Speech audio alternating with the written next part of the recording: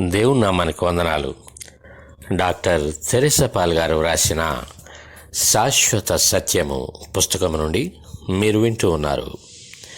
యేసు సన్హెద్రేయుని ఎదుర్కొనుట. ఇస్కరియోతు యోధ యేసు ప్రభుని అప్పగించాడు.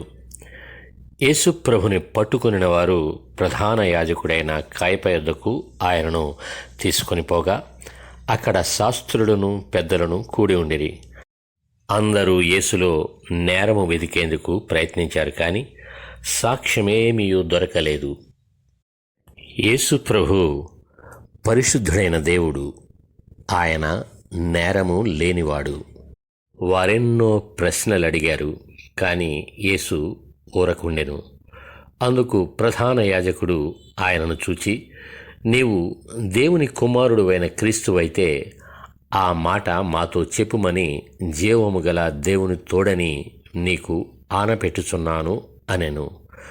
అందుకు యేసు, నీవన్నట్టే, ఇది మొదలుకొని మనుష్య కుమారుడు సర్వశక్తుని కుడి పార్శ్వమున కూర్చుండుటయు మేఘారూఢుడై వచ్చుటయు మీరు చూతురని చెప్పాను. అప్పుడు ప్రధాన యాజకుడు, వీడు దేవదూషణ చేసెను అని చెప్పాడు.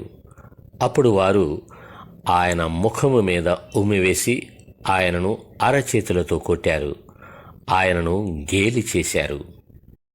యేసును పొంతి పిలాతుకు అప్పగించారు.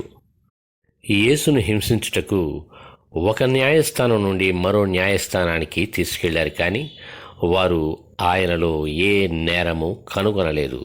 తరువాత హేరోదు రాజు దగ్గర నుండి అధిపతి అయిన పొంతి పిలాతునొద్దకు యేసును పంపారు.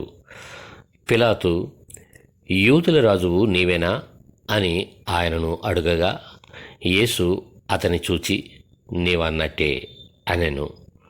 పిలాతు మరెన్నో ప్రశ్నలు అడిగాడు, అయితే యేసు అతనికి ఉత్తరమియ్యలేదు గనుక అధిపతి మిక్కిలి ఆశ్చర్యపడ్డాడు.